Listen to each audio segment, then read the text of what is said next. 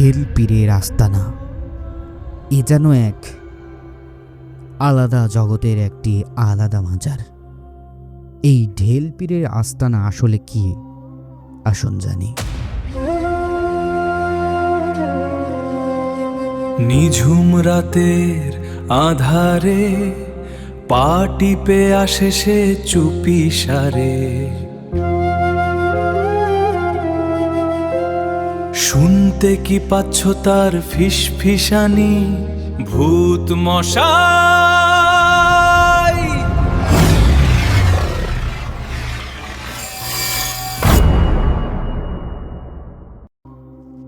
এই এলাকাবাসীর মতে এই ঢেলফিরের আস্তানার কাছে এসে যদি কেউ বেয়াদবি করে বা কোনো কিছু অবহেলিত করে এই মাজারকে নিয়ে, তাহলে তাদের ভাগ্যটা খুবই খারাপ।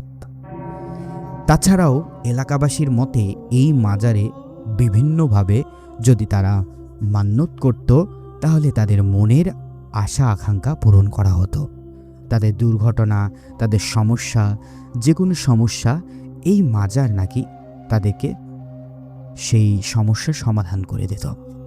এবং সবচেয়ে বড় বিষয়, এই মাজারে কোনো কিছু উৎসর্গ করুন আর না করুন, আপনাকে ঢিল উৎসর্গ করতেই হবে যদি আপনি মান্যত পূরণ করতে চান বা মনের আশা পূরণ করতে চান। এই ঢেল কি? ঢেল হচ্ছে যে মাটির যে ঢেল থাকে সেটাই, আপনারা যেটা ভাবছেন ঢিলা। এই ঢিলা এখানে এক ডালি দুই ডালি করে মান্যত করা হতো। আপনারা দেখতে পাচ্ছেন যে উঁচু জায়গাটা, এটা আসলে একটি কবর। 1995 সালে এই কবরটা এখান থেকে আছে এবং তারপর থেকে এখানে বিভিন্নভাবে এলাকাবাসীরা পরহেজগার মানুষের মতো কোনো ব্যক্তি বা কোনো বস্তু বা কোনো সাদা অবয়ব দেখতে পেত এবং তারা ভীতিকর অবস্থায় পড়ে যেত, কিন্তু সেই ব্যক্তি বা সেই জিনিসটা কখনোই এলাকাবাসীদের ক্ষতি করেনি, যদি না সেই জায়গাতে তারা বেয়াদবি করে।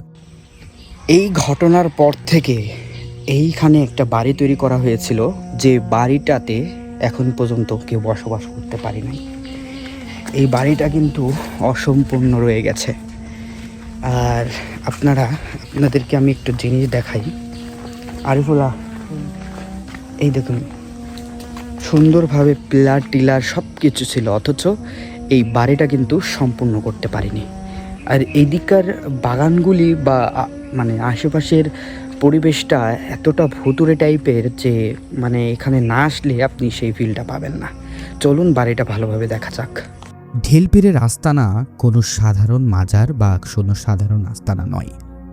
এই জায়গাতে বিভিন্নভাবে অবয়ব থাকে এবং বিভিন্ন ভৌতিক বা জিনের আনাগোনা থাকে এলাকাবাসীর মতে, যার ফলে এই জায়গাতে রাতের বেলা বা সন্ধ্যার পরে এই জায়গাতে মানুষ আসতে চায় না, কারণ এই জায়গাটা অন্য জায়গার মতো না। এই জায়গাটা সম্পূর্ণ আলাদা, এই জায়গাটা সম্পূর্ণ আলাদা জগতের।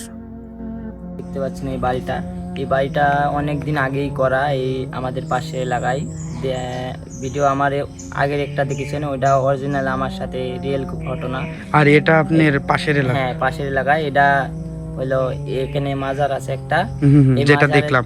হ্যাঁ, এই জায়গাটা একজনে কিনেছিল মেলা দিন আগের ঘটনা। আমি যখন ছোট ছিলাম, মানে গল্প টল্প করতো, আমার নানা মায়েরা গল্প করতো যে এই জায়গাটায় একটা লোক জমি কিনছে বাড়ি করার লোকে, কিন্তু বাড়ি করার পর থেকে এই জায়গাটা থাকতে পারে, মানে বাড়ি করছে অবশ্যই, যে দেখছেন না মিলার সব গাথাই এগুলা গাইছে। এখন মনে করেন যে এর উপরে যদি ছাদ মাত দেয় তাহলে থাকতে পারবে, কিন্তু এখানে ঘটনা হচ্ছে ওইটুক দেওয়ার পরে আর ওই কবরস্থানের জন্য বাড়িটা দিতে পারে নাই।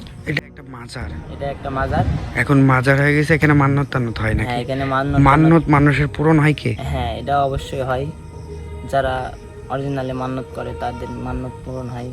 এখন বিশ্বাস করা বা না করাটা সেটা আপনাদের উপর, সেটা আপনাদের বিষয়। এখন আমাদের বাড়িটা দেখেন, মানে এখানে লোকজন থাকতে পারে নাই আর কি, অনেক ভুতুরে টাইপের একটা জায়গা। এই গল্পটা কিভাবে নেবেন আপনারা বা কিভাবে বিশ্বাস করবেন, এটা সম্পূর্ণ আপনাদের মতে।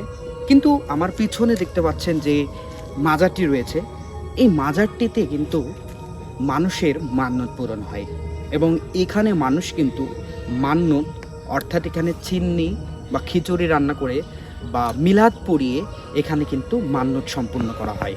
মুরগ, খাসি বা বিভিন্ন ধরনের বস্তু এখানে জবেহ করে আল্লাহর নামে, এই মাজারের উদ্দেশ্যে আল্লাহর নামে জবেহ করে এখানে কিন্তু মান্নত সম্পূর্ণ করা হয়। আর এই মান্নত সম্পূর্ণ করার পরে মানুষের কিন্তু সেই যে উপলক্ষে মান্নত করেছে সেই সমস্যাটা সমাধান হয়ে যায়। সো আশা করি ভিডিওটি ভালো লেগেছে। ভালো লাগলে অবশ্যই শেয়ার দেবেন। আর এই ধরনের জায়গা বা এই ধরনের অদ্ভুত জায়গা যদি আপনাদের থাকে তাহলে অবশ্যই আমাদেরকে জানাবেন।